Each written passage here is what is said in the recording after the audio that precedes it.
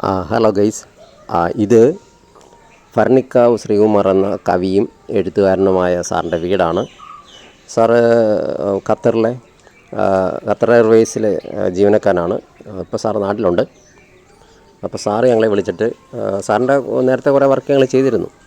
അപ്പോൾ സാറ് ഒരു ആഗ്രഹം പറഞ്ഞ് സാറിൻ്റെ ആ ഗാർഡനോട് ചേർന്നുള്ള ഈ സ്ഥലമെല്ലാം ഈ സ്ഥലങ്ങൾ കണ്ടോ, ഇത് മറ്റേ ഗ്രാവലുള്ള മണ്ണിറക്കി ഇങ്ങനെ ഇട്ടിരിക്കുകയായിരുന്നു.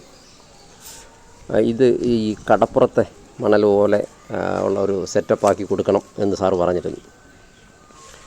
കണ്ടോ, ഇതെല്ലാം കണ്ടോ, നല്ല ശരിക്കും ഗ്രാവലുമെല്ലാം മറ്റു മണ്ണൊക്കെ ഇട്ടിട്ട് അത് ഒരു വല്ലാത്ത രീതിയിലായിരുന്നു. അപ്പോൾ നമ്മൾ ഈ വർക്കിങ് ഏറ്റെടുത്തു.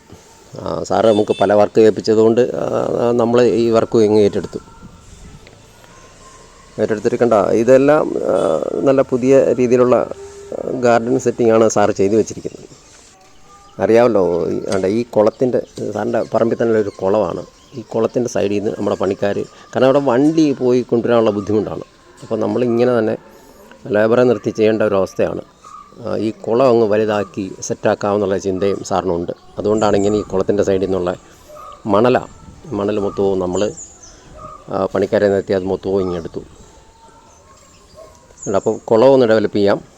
ആ മിറ്റവും ഗാർഡൻ്റെ ഏരിയയും മൊത്തം മണലിട്ട് നമ്മുടെ കടപ്പുറത്തൂടെ നടക്കുന്ന ഒരു രീതിയിലേക്ക് മാറ്റാമെന്ന സാറിൻ്റെ ചിന്ത നല്ലതാണ്. നമുക്കറിയാമല്ലോ, എഴുത്തുകാരും കവികളൊക്കെ ആകുമ്പോൾ അവരുടെ കാഴ്ചപ്പാടുകൾ അതേ രീതിയിലാക്കിയാണ്. അപ്പോൾ അതിന് വേണ്ടിയിട്ട് നമ്മൾ കണ്ടോ സെറ്റായിട്ട് അവിടെ എല്ലാം മണലൊക്കെ ഇട്ട് കുറേ കഷ്ടപ്പെടേണ്ടി വന്നു. കാരണം വണ്ടിയൊന്നും വരില്ലല്ലോ. അപ്പം ഈ അർബാന എന്ന് പറയുന്ന അതിലെ സ്ഥാനത്തിലെ നമ്മുടെ പണിക്കാർ കണ്ടോ, ഇപ്പോൾ ഈ സ്ഥലം കണ്ട ഫുള്ള് മണൽ നിരത്തി ശരിക്കും കടപ്പുറത്തോടെ നടക്കുന്ന ഒരു പ്രതീതി ഉളവാകുന്ന രീതിയിലേക്ക് ഇത് മാറ്റി.